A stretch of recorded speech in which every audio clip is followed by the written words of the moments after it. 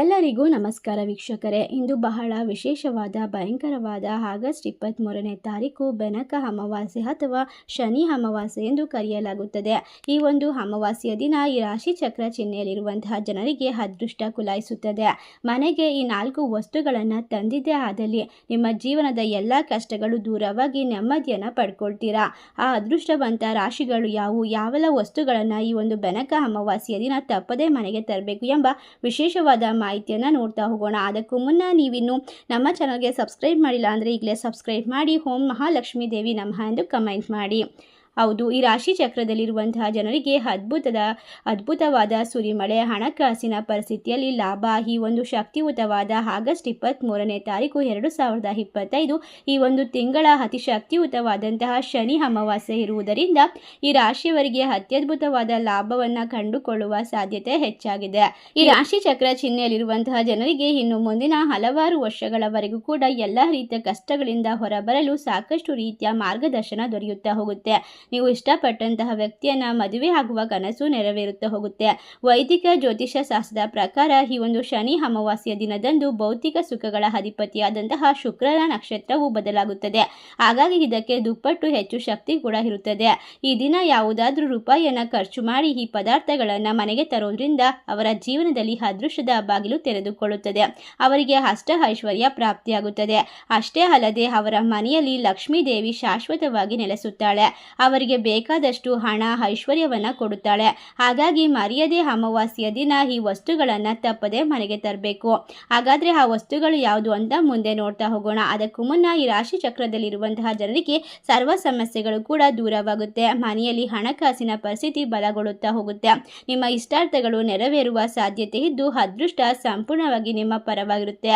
ಇದು ನಿಮ್ಮ ಆತ್ಮವಿಶ್ವಾಸವನ್ನು ಹೆಚ್ಚಿಗೆ ಮಾಡುತ್ತೆ. ನಿಮ್ಮ ಪ್ರೀತಿ ಪಾತ್ರರ ಬೆಂಬಲ ಸಿಗೋದ್ರ ಜೊತೆಗೆ ನೀವು ಎಲ್ಲ ರೀತಿಯ ಸಾಲದಿಂದ ಮುಕ್ತರಾಗಬಹುದು. ಆರೋಗ್ಯ ಸಂಬಂಧಿತ ಸಮಸ್ಯೆಗಳು, ಚಿಂತೆಗಳು ದೂರವಾಗುತ್ತೆ. ಸಮಾಜದಲ್ಲಿ ಗೌರವ ಹೆಚ್ಚಾಗುತ್ತೆ. ವೃತ್ತಿಪರ ಜೀವನದಲ್ಲಿ ಗೌರವವನ್ನು ಪಡ್ಕೊಳ್ತೀರಾ. ವೃತ್ತಿ ಜೀವನದಲ್ಲಿ ಮಹತ್ವವಾದ ಬದಲಾವಣೆಗಳನ್ನು ಕಂಡುಕೊಳ್ಳಬಹುದು. ಕಠಿಣ ಪರಿಶ್ರಮವು ಫಲಿತಾಂಶವನ್ನು ತಂದುಕೊಡುತ್ತೆ. ಬಹಳ ದಿನಗಳಿಂದ ಬರಬೇಕಾಗಿದ್ದ ಹಣ ವಾಪಸ್ ಬರುತ್ತೆ. ಪೂರ್ವಿಕರ ಆಸ್ತಿಯಿಂದ ಆರ್ಥಿಕ ಲಾಭವಾಗುತ್ತೆ. ಪ್ರಯಾಣದ ಅವಕಾಶವಿರಲಿದ್ದು ವೈವಾಹಿಕ ಜೀವನದಲ್ಲಿ ಸಂತೋಷದ ವಾತಾವರಣ ಇರುತ್ತೆ. ಸಾಮಾಜಿಕ ಕಾರ್ಯಕ್ರಮಗಳಲ್ಲಿ ಸಕ್ರಿಯವಾಗಿ ಪಾಲ್ಗೊಳ್ಳಬಹುದು. ನಿಮ್ಮ ಆರ್ಥಿಕ ಪರಿಸ್ಥಿತಿ ಒಂದು ಅಮಾವಾಸ್ಯೆಯ ನಂತರ ಬಲಗೊಳ್ತಾ ಹೋಗೋದ್ರಿಂದ ಹಣದ ಒಳಹರಿವು ಹೆಚ್ಚಾಗಲಿದೆ. ಆದಾಯದ ಮೂಲಗಳು ಹೆಚ್ಚಿಗೆ ಅವಕಾಶಗಳು ಸಿಗ್ತಾ ಹೋಗುತ್ತೆ. ಹೌದು, ಈ ರಾಶಿಯವರು ಬಹಳಷ್ಟು ಅದೃಷ್ಟವನ್ನ ಪಡ್ಕೊಳ್ತಾರೆ. ವೃತ್ತಿ ಜೀವನದಲ್ಲಿ ಸವಾಲುಗಳು ದೂರವಾಗ್ತಾ ಹೋಗುತ್ತೆ. ಹೊಸದಾದ ಯೋಜನೆಯಲ್ಲಿ ಜವಾಬ್ದಾರಿಗಳು ಹೆಚ್ಚಿಗೆ ಆಗಿ ಸಿಗೋದ್ರಿಂದ ನಿಮ್ಮನ್ನ ಎಲ್ಲರೂ ಗೌರವ ಮತ್ತು ಪ್ರೀತಿಯಿಂದ ನೋಡ್ತಾರೆ. ನಿಮ್ಮ ಎಲ್ಲ ರೀತಿಯ ಕೆಲಸಗಳು ಕೂಡ ಪೂರ್ಣಗೊಳ್ಳುವ ಸಾಧ್ಯತೆ ಇದ್ದು ತೊಂದರೆಗಳಿಂದ ಮುಕ್ತಿಯನ್ನ ಪಡೆದುಕೊಳ್ಳಬಹುದು. ಈ ಸಮಯ ನಿಮಗೆ ಉತ್ತಮ ಅವಕಾಶಗಳು ಸಿಗೋದ್ರ ಜೊತೆಗೆ ಎಲ್ಲ ರೀತಿಯ ಅವಕಾಶಗಳಿಂದ ಹೆಚ್ಚು ಹಣವನ್ನು ಸಂಪಾದನೆ ಮಾಡಿಕೊಳ್ಳಬಹುದು. ಈ ರಾಶಿಯವರು ಯಾವುದೇ ಒಂದು ಕನಸನ್ನ ಕಂಡಿದ್ರು ಕೂಡ ಅದನ್ನ ನನಸು ಮಾಡಿಕೊಳ್ಳೋಕೆ ಈ ಸಂದರ್ಭದಲ್ಲಿ ಸಾಕಷ್ಟು ದೇವರುಗಳ ಒಂದು ಆಶೀರ್ವಾದ, ಕೃಪಾ ಕಟಾಕ್ಷ ದೊರೆಯುತ್ತಾ ಹೋಗುತ್ತೆ ಅಂತ ಹೇಳಬಹುದು. ಇನ್ನು ನಿಮ್ಮ ಸಂಬಂಧಗಳಲ್ಲಿ ಪ್ರೀತಿ ಮತ್ತು ಉತ್ಸಾಹ ಹೆಚ್ಚಾಗ್ತಾ ಹೋಗುತ್ತೆ. ಗಂಡ ಹೆಂಡತಿ ನಡುವೆ ಅನ್ಯೂನ್ಯತೆ, ಪ್ರೀತಿ ಬಾಂಧವ್ಯ ಹೆಚ್ಚಾಗುತ್ತೆ. ಈ ಸಂದರ್ಭದಲ್ಲಿ ನಿಮ್ಮ ಫಿಟ್ನೆಸ್ ಬಗ್ಗೆ ಹೆಚ್ಚು ಗಮನವನ್ನು ಕೊಡಬೇಕು. ಆರೋಗ್ಯದ ಮೇಲೆ ಕಾಳಜಿಯನ್ನು ವಹಿಸ್ಕೊಳ್ಬೇಕು. ಕೌಟುಂಬಿಕ ಜೀವನ ಸುಖಮಯವಾಗಿ ಸಾಗೋದ್ರಿಂದ ಈ ಒಂದು ಭಯಂಕರವಾದ ಅಮಾವಾಸ್ಯೆಯ ನಂತರ ನಿಮ್ಮ ಬಾಳಿನಲ್ಲಿ ಅದ್ಭುತವಾದ ಒಂದು ಘಟನೆಗಳು ನಡೀತಾ ಹೋಗುತ್ತೆ. ಈ ಒಂದು ಅದೃಷ್ಟವಾದ ಅನುಕೂಲವಾದ ಸಮಯ ಪ್ರಾರಂಭವಾಗೋದ್ರಿಂದ ಯಾರೆಲ್ಲ ವಿದ್ಯಾರ್ಥಿಗಳು ವಿದ್ಯಾಭ್ಯಾಸವನ್ನ ವಿದೇಶದಲ್ಲಿ ಮಾಡಬೇಕು ಅಂತ ಬಯಸ್ತಾ ಇದ್ರು ಅಂತಹ ವಿದ್ಯಾರ್ಥಿಗಳಿಗೆ ಒಳ್ಳೆಯ ಸಿಹಿ ಸುದ್ದಿ ಸಿಗ್ತಾ ಹೋಗುತ್ತೆ. ಸಮಾಜದಲ್ಲಿ ಮನ್ನಣೆ ಸಿಗುತ್ತೆ. ಸಂಬಂಧಗಳು ಸುಧಾರಿಸುತ್ತೆ. ಸಂಗಾತಿಯೊಂದಿಗಿನ ಸಂಬಂಧ ಗಟ್ಟಿಯಾಗ್ತಾ ಹೋಗುತ್ತೆ. ಈ ರಾಶಿ ಚಕ್ರದಲ್ಲಿರುವಂತಹ ಚಿಹ್ನೆಯ ಜನರಿಗೆ ಇನ್ನು ಮುಂದೆ ಜೀವನದಲ್ಲಿ ಉತ್ತಮವಾದ ಪ್ರದರ್ಶನವನ್ನು ಪಡ್ಕೊಳ್ಬಹುದು. ಆರ್ಥಿಕ ಲಾಭಕ್ಕೆ ಹಲವು ಅವಕಾಶಗಳು ದೊರೆಯುತ್ತೆ. ಹೂಡಿಕೆಗೆ ಇದು ಉತ್ತಮವಾದ ಸಮಯವಾಗಿರುತ್ತೆ. ಮನೆಯಲ್ಲಿ ಶುಭ ಕಾರ್ಯಗಳನ್ನು ಈ ಒಂದು ಅಮಾವಾಸ್ಯೆ ಮುಗಿದ ನಂತರ ಆಯೋಜಿಸಬಹುದು.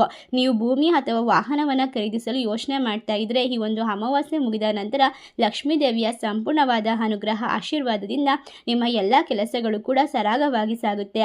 ದಾಂಪತ್ಯ ಜೀವನ ಸುಖಮಯವಾಗಿ ನಡೆಯುತ್ತೆ. ಮಕ್ಕಳಿಲ್ಲದೆ ಇರುವಂತಹ ದಂಪತಿಗಳಿಗೆ ಪುತ್ರ ಸಂತಾನ ಪ್ರಾಪ್ತಿಯಾಗುವ ಸಾಧ್ಯತೆ ಇದ್ದು ನೀವು ಅದೃಷ್ಟದ ಜೀವನವನ್ನ ನಡೆಸ್ತೀರಾ. ಎಲ್ಲ ಕೆಲಸದಲ್ಲೂ ಕೂಡ ಅಪಾರವಾದ ಯಶಸ್ಸನ್ನ ಪಡ್ಕೊಳ್ತೀರಾ. ಇಷ್ಟೆಲ್ಲ ಲಾಭವನ್ನ ಕಂಡುಕೊಳ್ಳುವಂತಹ ಅದೃಷ್ಟವಂತ ರಾಶಿಗಳು ಯಾವುವು ಎಂದರೆ ಮೀನರಾಶಿ, ಕುಂಭರಾಶಿ, ತುಲಾರಾಶಿ, ರಾಶಿ, ಧನಸ್ಸು ರಾಶಿ, ಕರ್ಕಾಟಕ ರಾಶಿ, ವೃಶ್ಚಿಕ ರಾಶಿ, ಮಿಥುನ ರಾಶಿ. ಈ ರಾಶಿಗಳಲ್ಲಿ ನಿಮ್ಮ ರಾಶಿ ಇದ್ದರೂ ಇಲ್ಲದಿದ್ದರೂ ಭಕ್ತಿಯಿಂದ ಓಂ ಮಹಾಲಕ್ಷ್ಮೀ ದೇವಿ ನಮಃ ಎಂದು ಕಮೆಂಟ್ ಮಾಡಿ. ಯಾವ ವಸ್ತುಗಳನ್ನು ಈ ಒಂದು ದಿನ ಮನೆಗೆ ತರಬೇಕು ಅಂತ ನೋಡೋದಾದರೆ, ಅಮಾವಾಸ್ಯೆ ದಿನ ಈ ಪದಾರ್ಥಗಳನ್ನು ಮನೆಗೆ ತರೋದ್ರಿಂದ ಅಷ್ಟ ಐಶ್ವರ್ಯ ಪ್ರಾಪ್ತಿಯಾಗುತ್ತೆ. ಮುಟ್ಟಿದ್ದೆಲ್ಲ ಚಿನ್ನವಾಗುವ ಸಾಧ್ಯತೆ ಇದೆ. ಕೂತು ತಿಂದರೂ ಕರಗದಷ್ಟು ಐಶ್ವರ್ಯ ಫಲ ಪ್ರಾಪ್ತಿಯಾಗುತ್ತೆ. ನಾವೆಲ್ಲರೂ ಅಮಾವಾಸ್ಯೆಗೆ ತುಂಬ ಶಕ್ತಿ ಇದೆ ಎಂದು ನಂಬುತ್ತೇವೆ. ಅಮಾವಾಸ್ಯೆಯ ದಿನ ನೀವು ಮನೆಗೆ ತರಬೇಕಾದಂತಹ ಮೊದಲನೆಯ ಪದಾರ್ಥ ಅರಿಶಿಣದ ಕೊಂಬು, ಅರಿಶಿಣದ ಪುಡಿ. ಈ ಒಂದು ವಸ್ತುವನ್ನು ತರುವುದರಿಂದ ದೀರ್ಘ ಸುಮಂಗಲಿ ಯೋಗ ಜೊತೆಗೆ ಅಷ್ಟ ಐಶ್ವರ್ಯ ಪ್ರಾಪ್ತಿಯಾಗುತ್ತದೆ. ಅರಿಶಿಣವನ್ನು ಮಂಗಳಕರ ಪದಾರ್ಥ ಎಂದು ಹೇಳುತ್ತಾರೆ. ಒಂದು ವೇಳೆ ನಿಮ್ಮ ಮನೆಯಲ್ಲಿ ತುಂಬ ವರ್ಷಗಳಿಂದ ಯಾವುದೇ ರೀತಿಯ ಶುಭ ಕಾರ್ಯ ನಡೆದಿಲ್ಲ ಅನ್ನೋದಾದರೆ ನೀವು ಅಮಾವಾಸ್ಯೆಯ ದಿನ ಅರಿಶಿಣವನ್ನು ಮನೆಗೆ ತರಬಹುದು. ಇನ್ನು ಎರಡನೇ ವಸ್ತು ಉಪ್ಪು. ಉಪ್ಪನ್ನು ನೀವು ಕಲ್ಲುಪ್ಪು ಲಕ್ಷ್ಮೀ ದೇವಿಯ ಸಹೋದರಿ ಎಂದು ಕರೆಯಲಾಗುತ್ತದೆ. ಈ ಒಂದು ದಿನ ಕಲ್ಲುಪ್ಪನ್ನು ಮನೆಗೆ ತರೋದ್ರಿಂದ ನಿಮ್ಮ ಜೀವನದಲ್ಲಿ ಅದೃಷ್ಟದ ಒಂದು ಸಮಯ ಪ್ರಾರಂಭವಾಗುತ್ತೆ. ಎಲ್ಲ ರೀತಿಯ ಕಷ್ಟಗಳು ದೂರವಾಗಿ ಸಕಾರಾತ್ಮಕ ಅಂಶಗಳು ಶಕ್ತಿ ನಿಮ್ಮ ಮನೆಗೆ ಪ್ರವೇಶ ಮಾಡುತ್ತೆ. ಹಾಗೆ ನಕಾರಾತ್ಮಕ ಶಕ್ತಿ ಮನೆಯಿಂದ ಹೊರಗೆ ಹೊರಟು ಹೋಗುತ್ತೆ.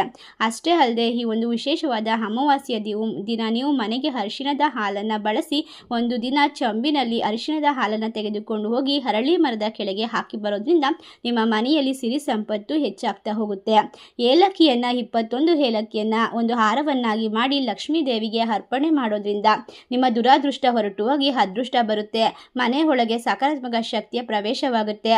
ಸುಮಂಗಲಿ ಯೋಗ ಕೂಡ ನಿಮ್ಮನ್ನು ಕಾಪಾಡುತ್ತೆ ಅಂತ ಹೇಳಬಹುದು. ಇನ್ನು ಅಮಾವಾಸ್ಯೆ ದಿನ ಮನೆಗೆ ತರಬೇಕಾದಂಥ ಇನ್ನೊಂದು ವಸ್ತು ಅಂದರೆ ಬೆಲ್ಲ. ಶ್ರೀ ಮಹಾಲಕ್ಷ್ಮೀ ದೇವಿಗೆ ಬೆಲ್ಲ ಅಂದರೆ ಬೆಲ್ಲದಿಂದ ತಯಾರಿಸಿದಂತಹ ಸಿಹಿ ತಿಂಡಿ ಅಂದರೆ ತುಂಬ ಇಷ್ಟ. ಹಬ್ಬದ ದಿನದಲ್ಲಿ ಬೆಲ್ಲವನ್ನು ಮನೆಗೆ ತಂದರೆ ತುಂಬ ಒಳ್ಳೆಯದು. ಹಬ್ಬದ ದಿನಗಳಲ್ಲಿ ಸಿಹಿ ಪದಾರ್ಥ ತಯಾರಿಸಬೇಕು ಅನ್ನುವುದಕ್ಕೆ ಇದು ಕೂಡ ಒಂದು ಕಾರಣನೇ ಆಗಿರುತ್ತೆ. ಅದರಲ್ಲೂ ಕೂಡ ಲಕ್ಷ್ಮೀ ದೇವಿಗೆ ಬೆಲ್ಲದಿಂದ ತುಪ್ಪಾರದ ದೀಪಾರಾಧನೆಯನ್ನು ಮಾಡುವುದರಿಂದ ನಿಮ್ಮ ಜೀವನದಲ್ಲಿ ಇರುವಂತಹ ಕಷ್ಟಗಳು ದೂರವಾಗುತ್ತೆ. ಬೆಲ್ಲವನ್ನು ಅಮಾವಾಸ್ಯೆ ದಿನ ಮನೆಗೆ ತಂದರೆ ಅತಿ ಬೇಗನೆ ಸಿಹಿ ಸುದ್ದಿ ಕೇಳ್ತೀರಾ. ಇನ್ನು ನೀವಿಗೆ ಮನೆಗೆ ತಂದಂತಹ ಬೆಲ್ಲದಿಂದ ಒಂದು ತುಂಡು ಬೆಲ್ಲವನ್ನು ಲಕ್ಷ್ಮೀ ದೇವಿಯ ಮುಂದಿಟ್ಟು ಉಳಿದವನ್ನು ನೈವೇದ್ಯ ಮಾಡಿ ದೇವಿಗೆ ಸಮರ್ಪಿಸಿದರೆ ನಿಮ್ಮ ಇಷ್ಟಾರ್ಥಗಳು ಆದಷ್ಟು ಬೇಗ ನೆರವೇರುತ್ತದೆ.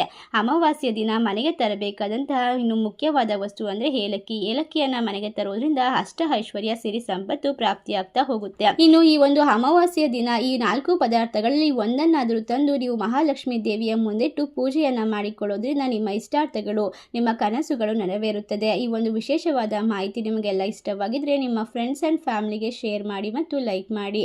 ಧನ್ಯವಾದಗಳು.